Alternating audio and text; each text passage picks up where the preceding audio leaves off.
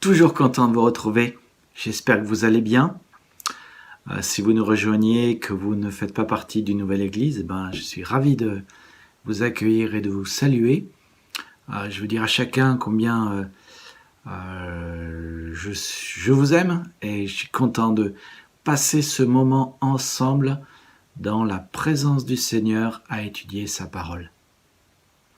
Aujourd'hui, j'aimerais vous parler de sécurité. Nous avons tous au fond de nous un grand besoin de sécurité, un immense besoin de sécurité. Le Covid et toutes les informations des journaux télévisés que nous entendons chaque jour sont particulièrement anxiogènes.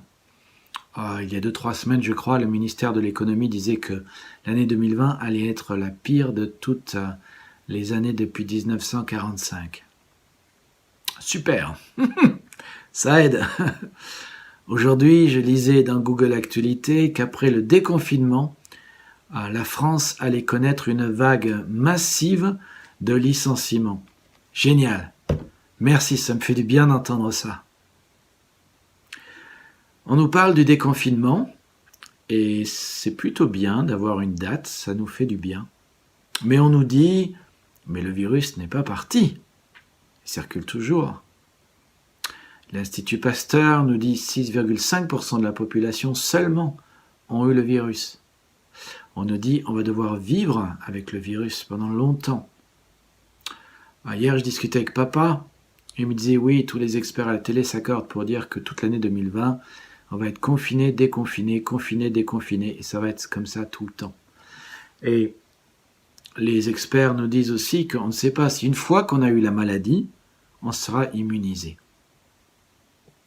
Génial, hein? Ça aide.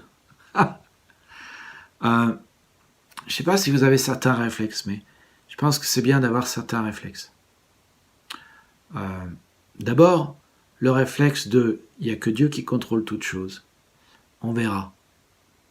Il y a le réflexe de « l'avenir appartient à Dieu, pas aux hommes ». Après, j'espère que vous avez le réflexe de la prière. Quelqu'un qui disait, je pense au professeur Raoult à Marseille, qui dit « Ah oui, mais peut-être que le virus va être éradiqué par la chaleur ou l'été. » Peut-être. C'est dans les mains du Seigneur. En tout cas, c'est certain que vous, comme moi, chaque homme a besoin de sécurité et encore plus dans ce temps de maladie.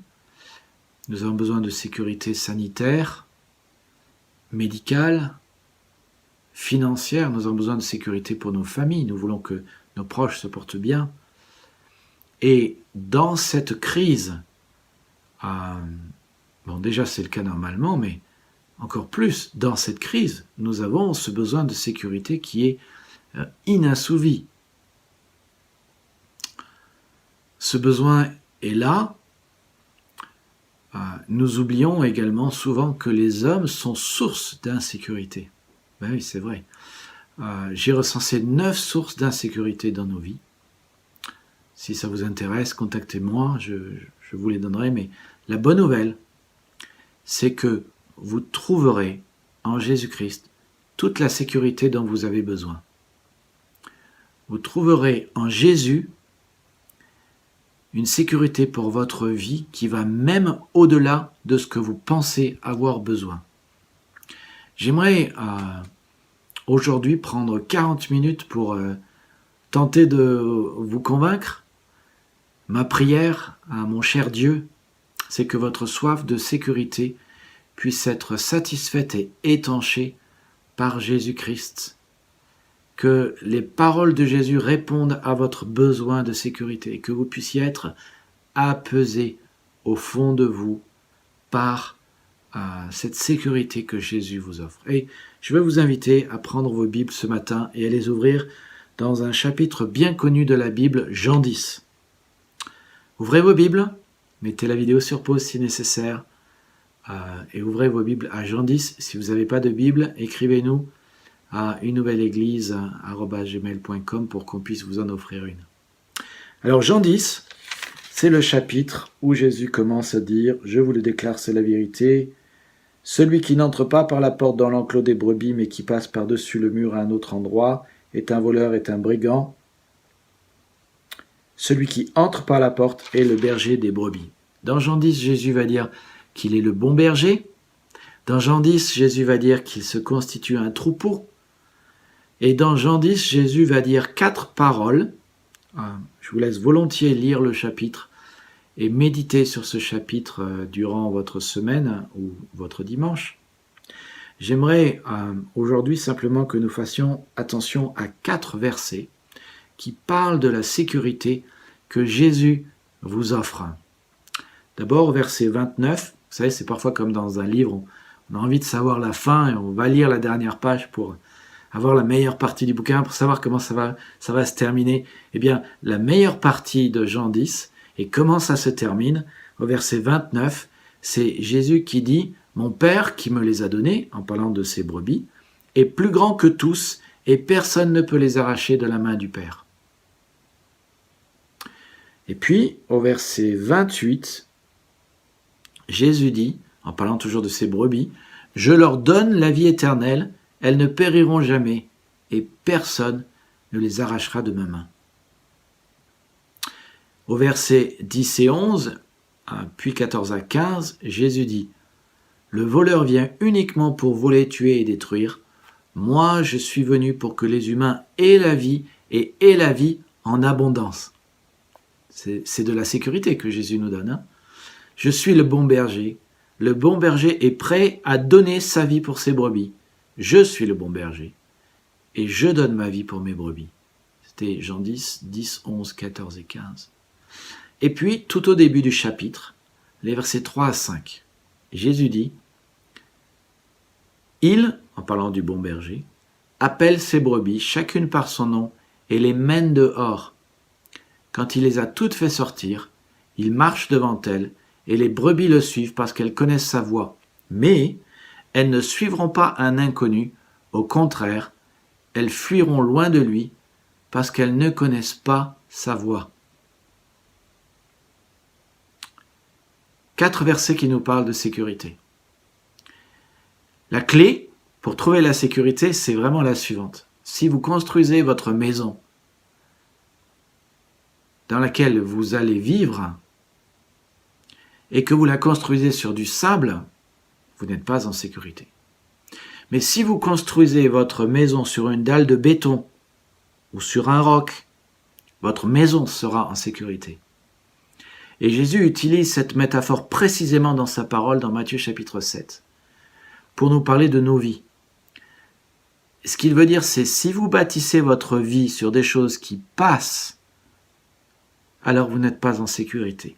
Mais si vous bâtissez votre vie sur quelque chose qui est dur et est stable et ne passe pas, mais reste, alors vous êtes en sécurité. Et ce que Jésus veut dire dans Matthieu 7 précisément, c'est que si nous construisons notre vie sur ces paroles, particulièrement sur ces 4 paroles que nous avons lues aujourd'hui, alors nous sommes en sécurité. Je reviendrai là-dessus à la fin du message.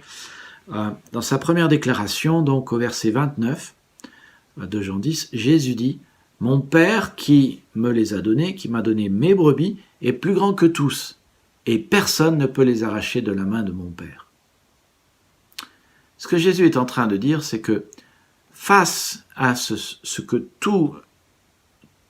ce que je ne maîtrise pas, Jésus m'offre sa sécurité. Dieu m'offre sa sécurité. Face à tout ce que je ne maîtrise pas, Dieu m'offre sa sécurité. C'est vraiment le premier point et qui est un point essentiel et important. Une des choses que nous pouvons apprendre au travers de ce verset 29, c'est que Dieu offre une sécurité à ses brebis. Il offre la sécurité à ses brebis. D'ailleurs, il le dit, « Personne ne peut arracher les brebis de la main du Père », dit Jésus. Jésus est en train de dire qu'à partir du moment où nous croyons dans le Dieu de la Bible, dans le Christ, en lui, nous sommes sa brebis, il est notre berger, et toute personne qui commence à faire et croire ce que Jésus dit est une personne qu'il adopte pour berger, qui devient sa brebis, et dès qu'une personne devient la brebis de son berger, elle est dans les mains du Père de Jésus, la première personne de la Trinité, notre Père céleste. Et puisque personne ne peut arracher une brebis de la main du Père, elle est en sécurité. Le raisonnement est simple. Si tu crois en Jésus, tu écoutes sa voix, tu fais ce qu'il dit, c'est son berger. Si tu es berger de Jésus, tu es brebis de Jésus. Si Jésus est ton berger, tu es brebis de Jésus. Et si tu es brebis de Jésus, alors tu es dans les mains du Père. Et personne ne peut nous arracher des bras et des mains du Père. C'est la plus grande nouvelle de la matinée. Deuxième chose que nous apprenons dans ce verset 29, c'est qu'il y a des personnes qui voudront nous arracher de la main du Père. C'est incroyable, hein? Il y a des personnes qui veulent nous prendre. Et il y a des personnes qui veulent nous arracher. Quitte à tirer plus fort sur un bras, une jambe ou une tête, qu'importe si nous serons alors entiers ou morts,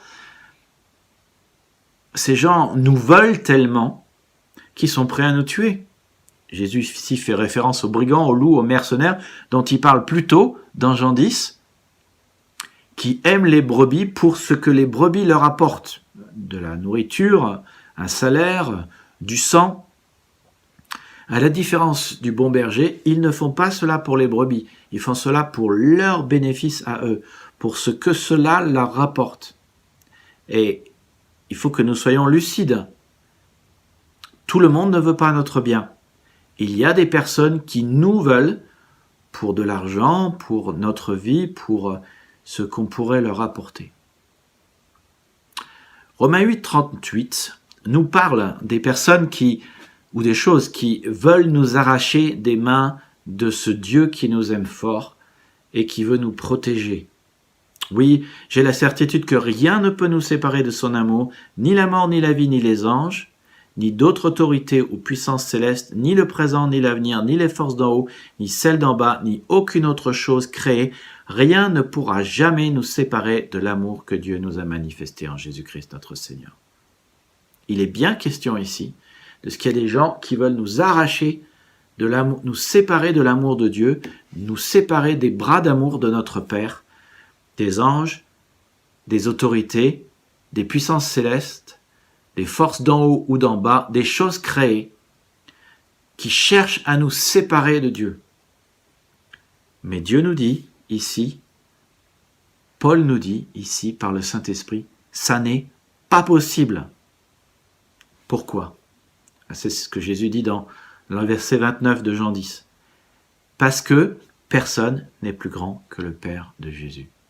Personne n'est plus puissant que le Tout-Puissant. Le Père de Jésus-Christ, la première personne de la Trinité, le grand Jéhovah est au-dessus de tout, en haut de la chaîne des puissances et des autorités. Il n'y a pas plus fort que lui. Et dans le grec, dans Jean 10, 29, Jésus dit, quand il dit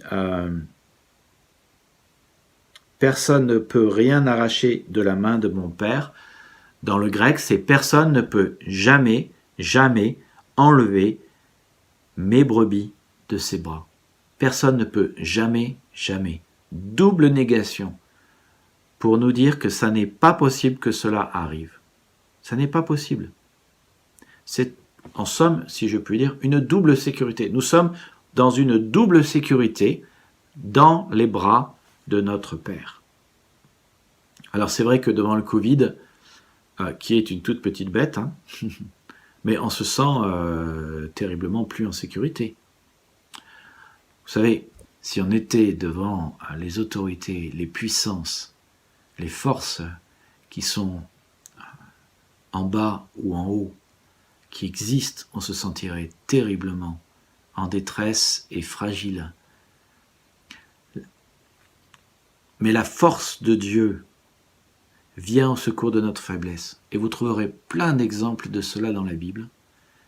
Notre Dieu surpuissant, tout-puissant, vient au secours de notre manque de puissance.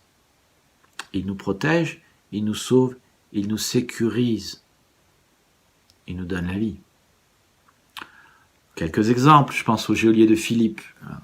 Les portes s'ouvrent, les prisonniers s'enfuient, et il va devoir répondre de sa vie de tous ces prisonniers qui se sont enfuis. Il est prêt à se suicider quand Paul lui dit « Crois au Seigneur Jésus et tu auras la vie sauve, toi et ta famille. » Et c'est ce que le geôlier de Philippe fit. Il crut au Seigneur Jésus, il mit sa confiance en lui et il a eu la vie sauve.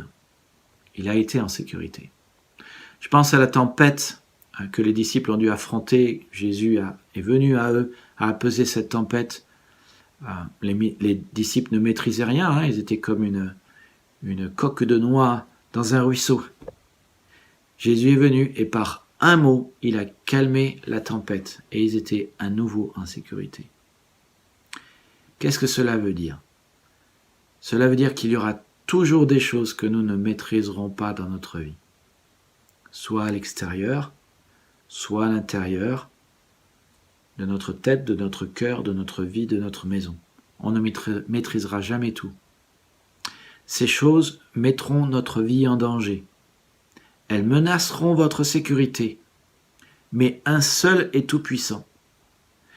Et tant que vous bâtirez votre vie sur d'autres choses que lui, votre sécurité sera menacée. Mais si vous bâtissez votre vie sur le Dieu de la Bible, si vous l'adoptez comme Dieu et berger, votre vie sera en sécurité. Et Dieu, qui maîtrise tout, vous donnera une sécurité qui ne pourra vous être enlevée. Deuxième déclaration, dans le verset 28, Jésus dit « Je leur donne la vie éternelle », en parlant de ses brebis, au verset 27, il dit « Mes brebis écoutent ma voix. Je leur donne la vie éternelle, elles ne seront jamais perdues et personne ne les arrachera de ma main. » Jean 10, 28. « Je leur donne la vie éternelle, elles ne périront jamais et personne ne les arrachera de ma main. » Ce que Jésus est en train de dire ici, c'est que face à la mort, il m'offre une sécurité éternelle. Face à la mort, Jésus m'offre une sécurité éternelle. Jésus identifie clairement l'un des dangers qui nous guettent. En parlant de ses brebis, il dit « Elles ne périront jamais ». Il y a des mercenaires, des voleurs, des loups qui sont avides de richesses, de bénéfices personnels, de sang, de vie. Ils n'hésitent pas à prendre la vie des brebis qu'ils rencontrent. Mais le bon berger, lui, protège la vie et donne la vie. Eux, ils la prennent. Lui, il la protège et la donne. Et une des choses que j'aime dans la parole de Dieu, c'est le réalisme de Jésus. Parfois, je rencontre des gens qui me disent « Mais c'est incroyable de voir, par exemple, le péché des hommes dans la Bible. » Je dis « Mais c'est le réalisme de la parole de Dieu. »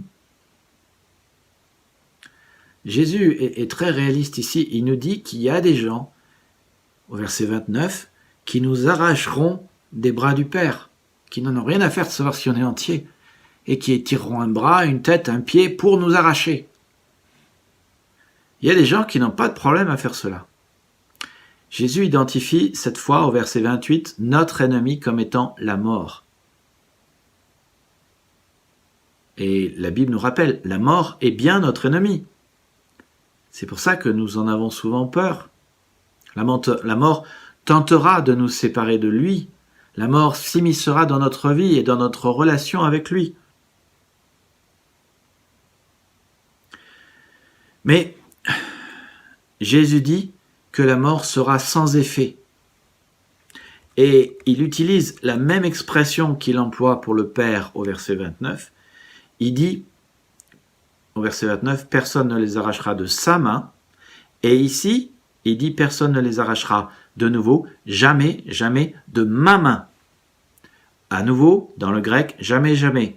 Double négation, double impossibilité, double sécurité.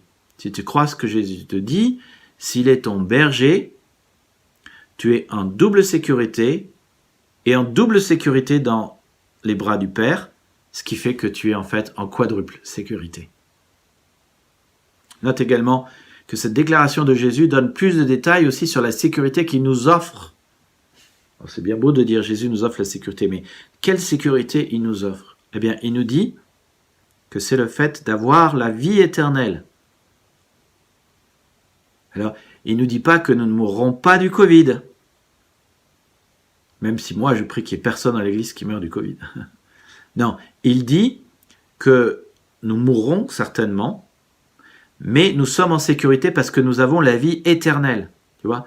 Et là, la sécurité éternelle qu'il nous offre, c'est la vie éternelle qu'il nous offre. La vie éternelle, c'est de ne pas être arraché de ses bras, et si nous mourrons, d'être certains que nous allons dans sa présence. Ce qui, Paul nous rappelle, est de loin le meilleur. C'est vraiment la félicité, le réconfort, la gloire, le repos éternel auprès de Jésus. N'est-ce pas ? Donc je répète, Jésus est réaliste. Il ne dit pas que nous ne mourrons pas du Covid. Il ne dit pas qu'il n'y aura pas des forces et des puissances qui ne nous arracheront pas. C'est sûr que nous mourrons ici-bas, bon, sauf ceux qui sont enlevés directement, voilà, à l'enlèvement de l'Église, mais nous mourrons, mais nous vivrons de l'autre côté dans le paradis. Et nous pouvons en être certains. Donc notre sécurité n'est pas terrestre. Elle est céleste, éternelle et spirituelle. Pourquoi ? Parce que Jésus est capable de nous ressusciter. C'était le message de Pâques. Il l'a prouvé dans le Nouveau Testament. Il a fait 3 résurrections, dont celle de Lazare. Il a dit « Je suis la résurrection et la vie. Celui qui croit en moi vivra même s'il meurt. » C'est ce que je dis, on mourra. Mais si on meurt, on vivra. Et celui qui vit et croit en moi ne mourra jamais. Et puis, il faut le dire, Jésus est lui-même ressuscité. Et donc aujourd'hui, il est vivant pour donner la résurrection et la vie éternelle à ceux qu'il veut. Comme d'ailleurs, il le dit dans ce verset 28. « Je leur donne la vie éternelle. » Jésus a dit cela il y a 2000 ans, mais si Jésus aussi était en face de nous maintenant, il dirait la même chose. « Je donne la vie éternelle. » Tout à l'heure, je disais, si tu mets ta confiance dans des choses qui passent pour construire ta vie, alors ta vie est en danger. Si tu bâtis ta maison sur le sable, il n'est pas stable. C'est ça ce que je veux dire. Il passe. Ta maison est en danger. Si tu bâtis ta sécurité, ta vie sur ta beauté, par exemple, ta beauté passera. Si tu bâtis ta vie et ta sécurité sur ton intelligence passera. Si tu bâtis ta vie sur une idole, ton idole passera. Tu as besoin de bâtir ta vie sur quelque chose, quelqu'un qui ne passe pas, qui est stable et qui peut vraiment te garantir ta vie et ta sécurité. Eh bien, voilà, Jésus-Christ ne passe pas, il est ressuscité. Il est le même hier, aujourd'hui, éternellement. 500 personnes l'ont vu après sa résurrection et aujourd'hui, il est vivant et ne mourra plus jamais. En fait, c'est le seul qui peut vraiment nous garantir la vie éternelle. Parce que non seulement il est ressuscité et il ressuscite, mais il est vivant et il ne peut plus mourir. Si tu fondes ta vie sur des choses qui passeront, ta vie et ta sécurité passeront. Mais si tu fondes ta vie sur celui qui peut te garantir la sécurité, tu seras en sécurité éternellement.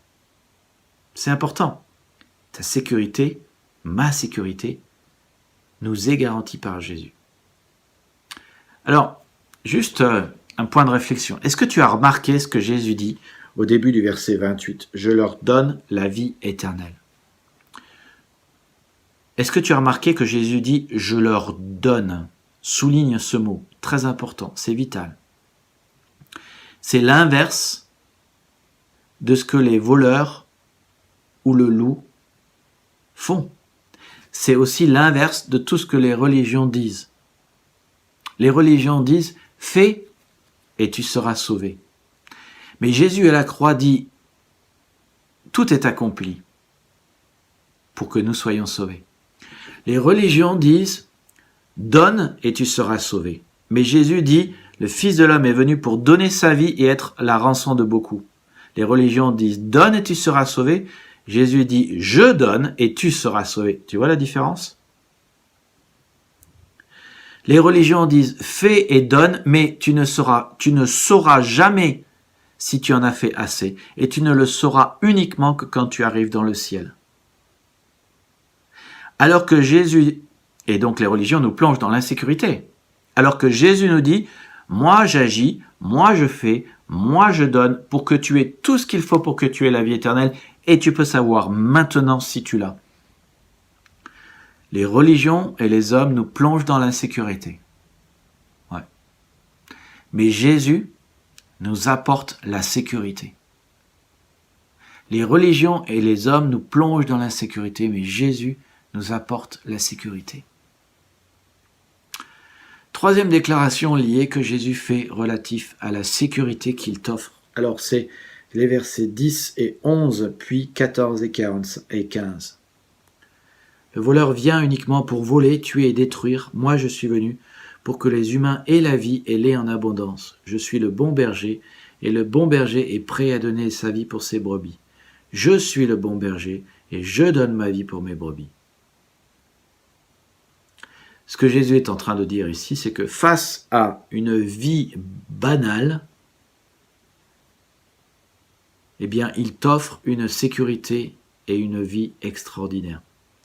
Face à une vie banale, il t'offre une sécurité et une vie extraordinaire. Il le dit, je suis venu afin que les humains, mes brebis, aient la vie et aient la vie en abondance. Il y aura toujours des personnes ou des choses qui sont là pour prendre la vie des autres. Alors, on parle des voleurs, mais aujourd'hui le Covid, c'est pareil. Jésus fait l'inverse. Il est venu pour nous donner la vie. Et Jésus dit ici qu'il s'agit de la vie abondante. Dans le grec, c'est une vie qui dépasse ce qu'on peut imaginer, concevoir, penser. C'est bien plus qu'une vie ordinaire. C'est une vie extraordinaire. Moi, j'appelle ça l'aventure avec Dieu. Alors, j'aime résumer cette vie en disant que Dieu nous offre une place au ciel, le pardon des péchés, un plan pour notre vie, sa puissance pour vivre son plan et sa présence pour la vie de tous les jours. J'appelle ça un package extraordinaire. C'est une relation avec lui et c'est une relation d'amour. Le Dieu, créateur de l'univers et de la terre, vous a aimé avant même que vous existiez. Non, votre vie n'est pas un accident. Il vous a voulu, il vous a désiré, il vous a créé par amour et pour vous aimer, pour que vous puissiez avoir une relation d'amour avec lui, où il agit et il vous manifeste son amour et vous l'aimiez en retour. Il veut être votre berger, votre Père céleste, votre ami et votre confident. Ce qu'il a prévu de faire pour vous est extraordinaire. La vie qu'il a prévue pour vous est tout simplement extraordinaire. Et le plan qu'il a prévu pour vous est un plan extraordinaire. C'est une aventure extraordinaire. Alors, je rappelle que d'abord,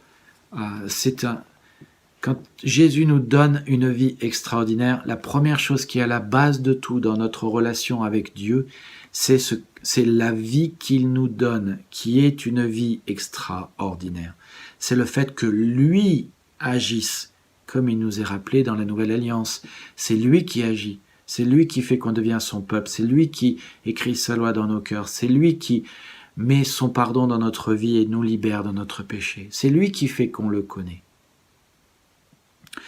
Un autre exemple de la vie extraordinaire que Dieu nous offre, vous la trouvez dans Acte 2. Après le discours de Pierre, la multitude des Juifs qui étaient montés à Jérusalem pour la Pentecôte se sont mis à croire en Jésus. Et là, ils écoutent les enseignements de Jésus, ils partagent tout, ils mangent ensemble, ils prient, et le Seigneur fait des prodiges. Une personne les rejoint chaque jour. C'est extraordinaire. La vie extraordinaire que Dieu vous donne est extraordinaire en elle-même. C'est lui qui vous la donne et il fera plein de choses pour vous. Je pense à un exemple, l'exemple est peut-être pas très positif, mais ça montre combien Dieu est capable de faire des choses extraordinaires dans notre vie.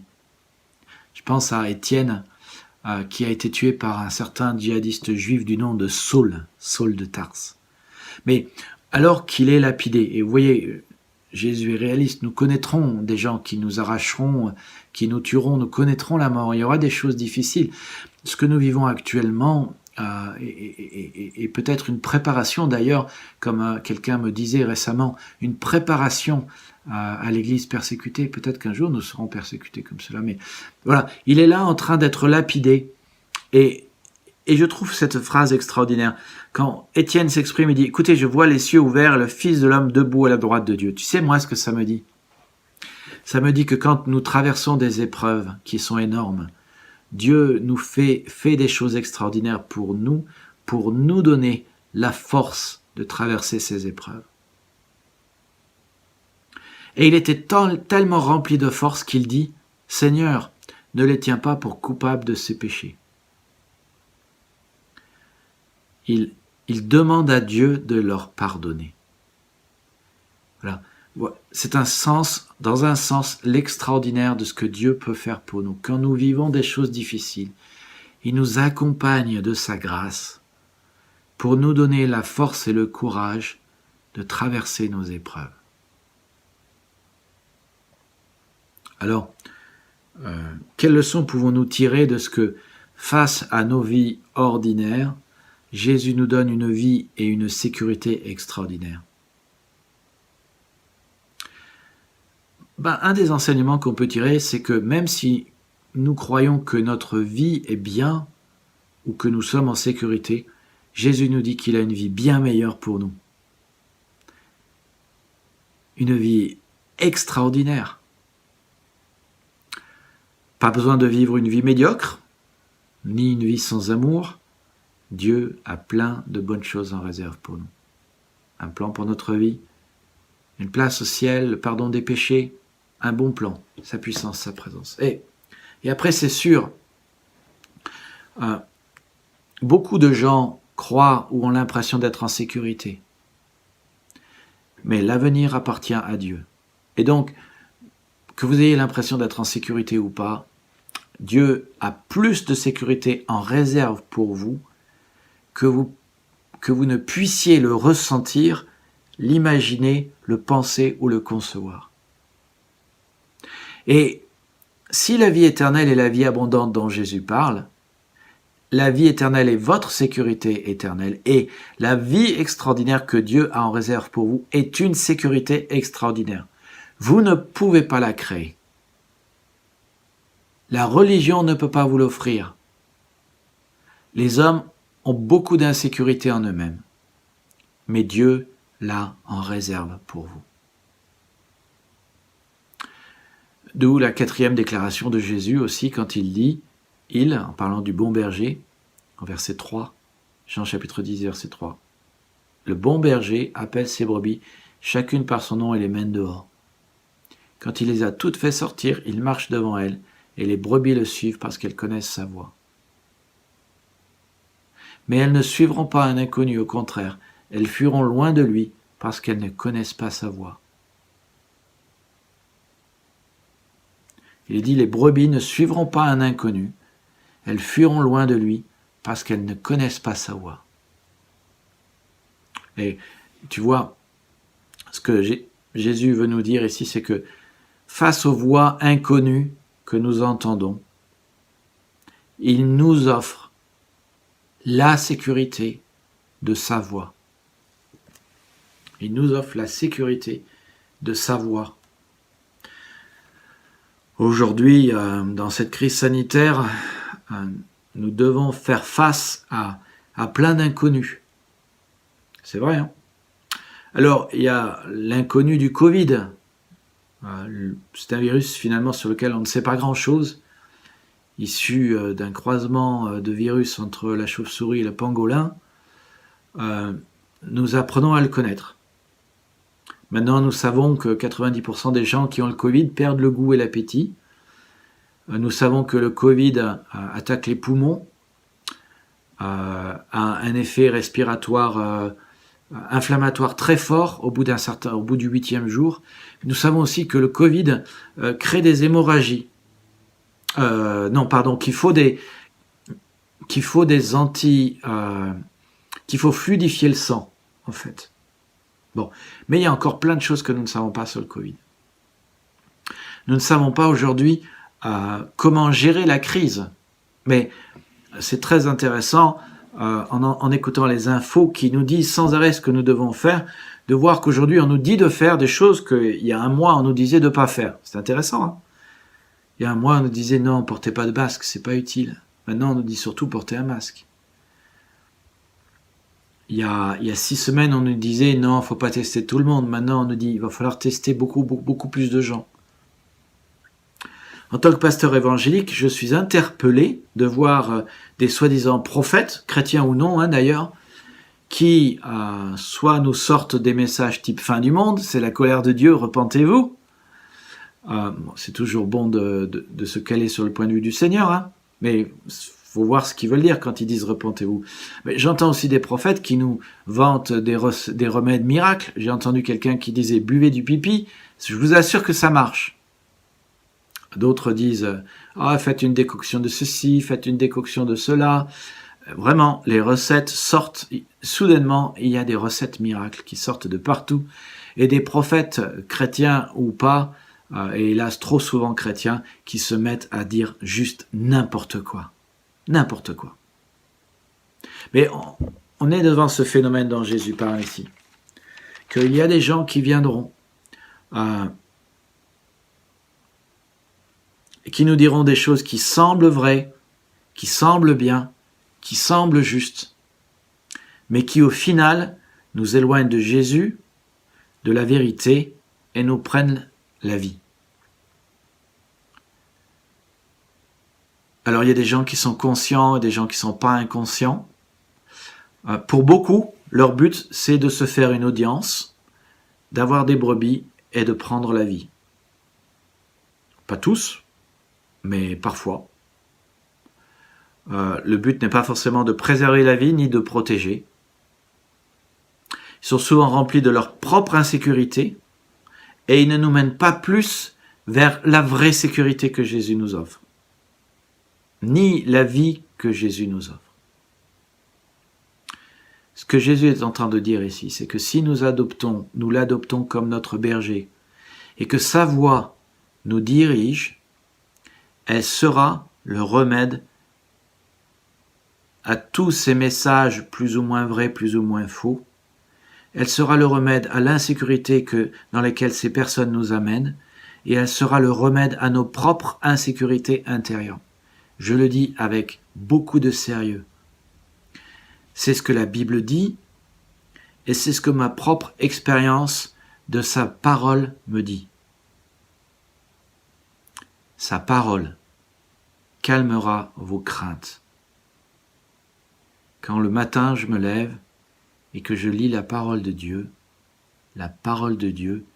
calme mon anxiété. Vous trouverez que ces promesses, la voix de Jésus, calmeront vos angoisses.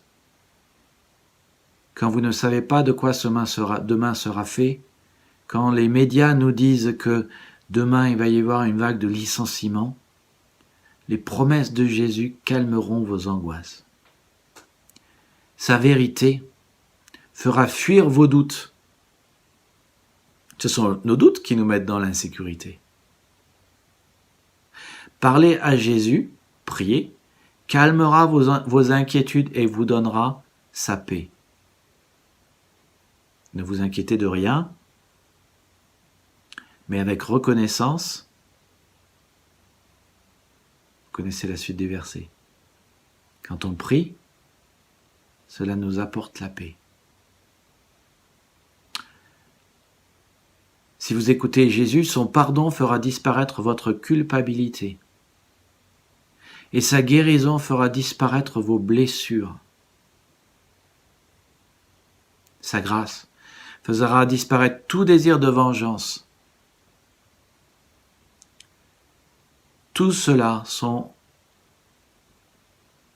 la parole du Seigneur et sa voix. Et sa voix nous conduit dans la sécurité.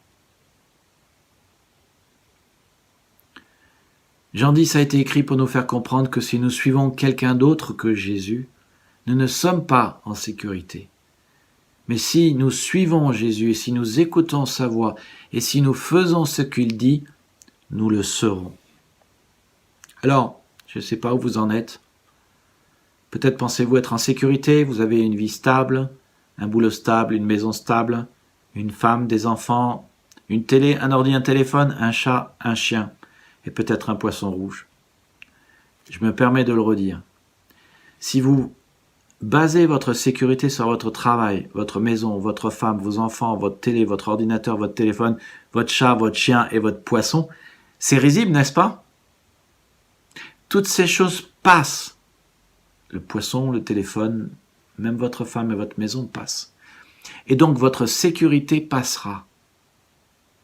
Un travail passe, un mariage passe, la beauté passe, les enfants passent, votre santé passe, même la doctrine du Covid passe. Même la doctrine de notre pays évolue. Même un pays passe, même un président passe. Si vous fondez votre sécurité sur ces choses qui passent, votre sécurité passera. Si vous voulez que votre maison dure, vous ne pouvez pas la bâtir sur du sable. Si vous voulez que votre maison soit solide et dure longtemps et ne passe pas, il faut la bâtir sur du roc et du béton. Jésus, dans Matthieu chapitre 7, a utilisé cette métaphore pour parler de ceux qui écoutent sa voix et font ce qu'ils disent.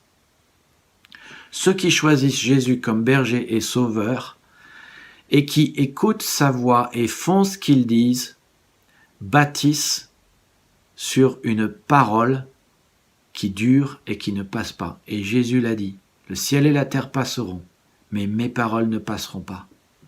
Mais tu vois, si nous voulons notre sécurité, ce monde ne peut pas nous l'apporter. Les religions ne peuvent pas nous apporter de la sécurité.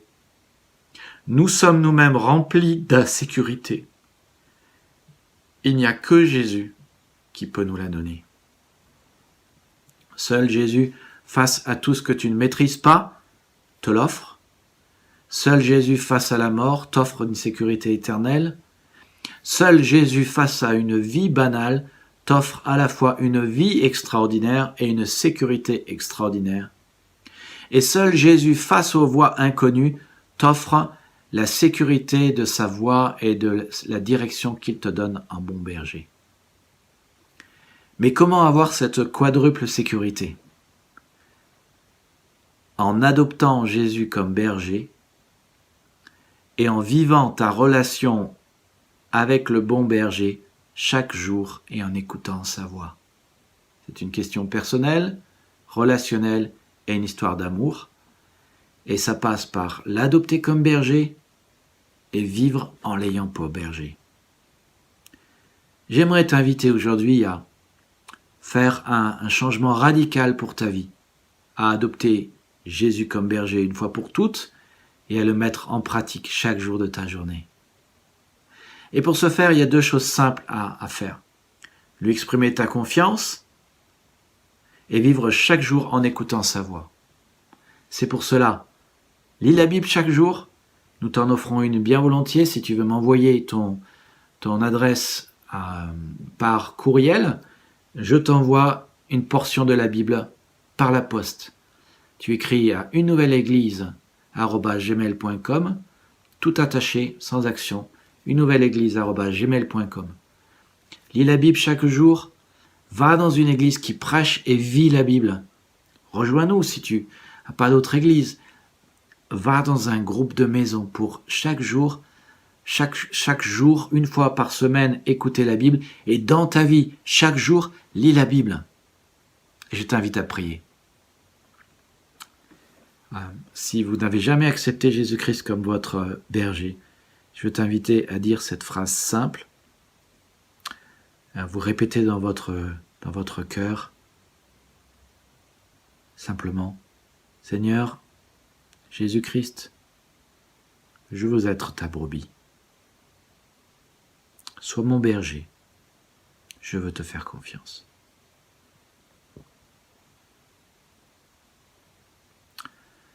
Seigneur, je te prie pour tous ceux qui sont avec moi et m'écoutent en ce moment, qui t'ont déjà accepté comme berger. te prie pour que chaque jour, nous ayons comme préoccupation. Je te prie pour eux, je te prie pour moi. Que nos décisions soient toujours prises en écoutant ta voix. Alors aide-nous chaque jour, Seigneur, de nous poser cette question. Alors que nous prions que ton règne vienne, que ta volonté soit faite, aide-nous chaque jour de nous poser la question, quelle est ta volonté pour telle décision que je prends? Et je prie pour mon frère, ma sœur, afin que chaque jour, il puisse ouvrir ta parole, lire un chapitre, se poser la question, qu'est-ce que j'apprends sur Dieu?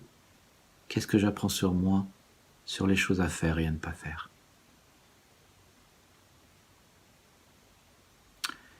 Et je prie, Seigneur, pour que cette sécurité que tu nous dis que nous avons dans Jean 10 chasse les doutes, les craintes, les anxiétés, les inquiétudes que les uns et les autres avons. Merci pour tes promesses. Merci pour ta paix que tu nous as dit que tu nous laisses, Seigneur Jésus-Christ. Merci pour ton amour. Merci pour ta prière qui chasse nos soucis et nous donne cette paix qui surpasse toute intelligence. Merci Seigneur pour ces versets aujourd'hui qui nous disent que personne ne peut nous arracher de tes bras. Jamais, jamais. Et personne ne peut nous arracher des bras de Jésus. Jamais, jamais. Nous prions cela sur la base des mérites de ton Fils, le bon berger, qui est mort pour nous à la croix et qui veut nous donner cette vie et cette sécurité, si nous ne l'avons pas. Amen. Merci de m'avoir écouté, les amis. Je suis à l'église et j'espère qu'un jour nous pourrons de nouveau célébrer le Seigneur ensemble. Que Dieu vous bénisse et à bientôt. Alors là, on est dans les miracles du numérique. Et donc pour terminer simplement les annonces de l'église, les annonces du 24 mai 2020, je veux toujours vous encourager à célébrer Dieu en famille. Chaque dimanche, vous avez remarqué, nous faisons un chant pour les enfants. Il y a une histoire pour les enfants, il y a une activité pour les enfants. Donc vous retrouvez tout cela, le document en ligne sur unenouvelleleglise.fr/célébration en ligne. Je veux toujours vous encourager aussi à honorer Dieu pour sa fidélité, par notre fidélité et par notre argent. Nous voyons ce principe clair dans la Bible que Dieu aime qu'on lui fasse des sacrifices et aussi des sacrifices matériels, des sacrifices d'argent. Les dons des 4 derniers dimanches étaient de 3 404 pour un budget de 5 826. Nous avons fait mieux et nous pouvons mieux faire encore. Comment faire un don sans papier? Eh bien, vous allez sur unenouvelleleglise/faire un don. Vous pouvez faire un don par chèque en écrivant à la trésorière. Vous trouverez toutes les informations sur unenouvelleleglise.fr/faire un don. Vous pouvez faire un virement. Vous pouvez faire un don par carte bancaire également. Je veux vous encourager toujours à rejoindre vos petits groupes et à faire ce que les disciples faisaient dans les temps des premiers jours, à persévérer, à continuer toujours de suivre Jésus, d'écouter Jésus. Il est notre bon berger et sa sécurité réside dans sa voix, dans le fait de lui faire confiance et de lui appartenir. Donc, continuons d'encourager et d'être encouragés en allant dans un petit groupe. Aujourd'hui, nous avons cette liberté de nous réunir chez les particuliers. Le nombre n'est plus limité. Nous faisons ça tranquillement, en toute sensibilité et dans l'unité, mais nous avons le droit de reprendre les rencontres réelles. Je veux vous encourager à rejoindre les autres. Aussi, le dimanche matin, on se retrouve tous les dimanches matins à 9h30 sur Skype. Vous allez sur le site de l'église, la première page, unenouvelleleglise.fr. Vous cliquez sur le lien et ça vous connectera automatiquement sur Skype, que vous ayez Skype sur votre ordinateur ou pas. Et on a là des moments de communion qui sont vraiment bienfaisants et bénis dans ce temps où on peut beaucoup moins se voir. Célébrons toujours le ressuscité le dimanche. Parce qu'il est ressuscité, nous sommes certains que notre dette, la dette du péché, a été payée. Nous ne sommes plus sous la dette. Nous ne sommes plus sous la culpabilité. Nous ne sommes plus sous la condamnation. Nous ne sommes plus des gens sans espérance. Nous avons une espérance. Et grâce à Jésus ressuscité, nous savons que Dieu peut transformer le mal en bien. Et nous savons que nous avons des deuxièmes chances, nous avons des vies nouvelles et nous pouvons marcher dans cette vie nouvelle. La vie n'est pas déterminée par ce que nous avons fait simplement, mais c'est Dieu qui donne la vie à ceux qui veulent. Et d'ailleurs, c'est le thème du message aujourd'hui. Alors, une info importante, vous avez peut-être remarqué cette semaine que le Conseil d'État a jugé que l'interdiction générale et absolue présente un caractère disproportionné et a même dit que c'est une atteinte grave et manifestation illégale à la liberté de culte. En conséquence, il a enjoint le Premier ministre de modifier le décret du 11 mai 2020. Voilà, nous sommes le 23 mai, samedi 23 mai, dans la nuit derrière, il y a moins de 7 heures. Donc le Premier ministre a déclaré que nous avions de nouveau le droit de nous réunir, mais selon les normes de sécurité qui sont en vigueur dans tout le pays. Donc, nous allons discuter de cela en conseil et prêtez vraiment attention à ce qui va paraître soit par SMS, soit par email, mais dans tous les cas, sur le site web, allez voir le site web. Il est possible que nous nous réunirons donc bientôt.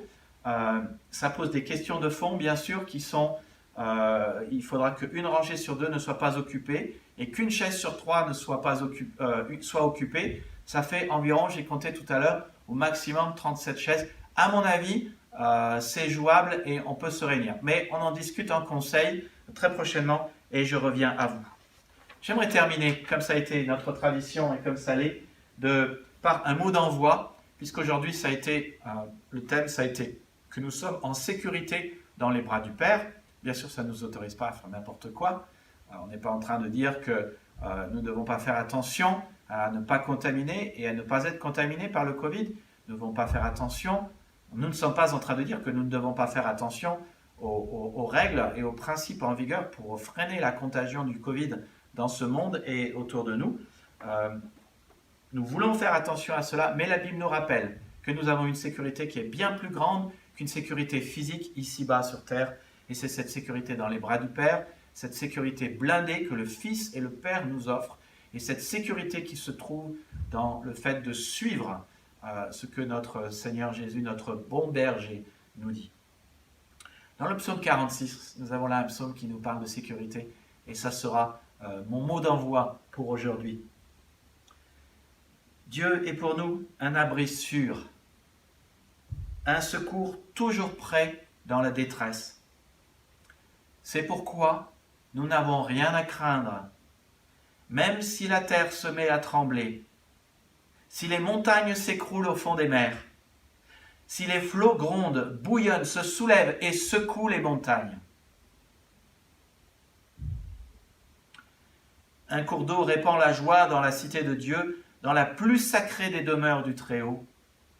Dieu est dans la cité, elle tiendra bon. Dès que le jour se lève, il lui apporte son secours. Les nations grondent, les empires s'ébranlent, mais Dieu donne de la voix et la terre vacille. Le Dieu de l'univers est avec nous et le Dieu de Jacob est notre forteresse. Venez voir ce que le Seigneur a fait, les actes stupéfiants qu'il a accomplis sur terre. Il met fin au combat jusqu'au bout du monde. Il casse les arcs de guerre, il brise les lances, il met le feu au bouclier. Arrêtez, dit Dieu, et reconnaissez que je suis Dieu. Je domine les nations et je domine la terre. Le Seigneur de l'univers est avec nous et le Dieu de Jacob est notre forteresse. Le Seigneur de l'univers est avec vous et le Dieu de Jacob est votre forteresse. C'est mon mot d'envoi pour vous. Le Seigneur vous aime. Est-ce que je vous ai dit aussi que je vous aimais? Que Dieu vous bénisse et j'espère à très bientôt.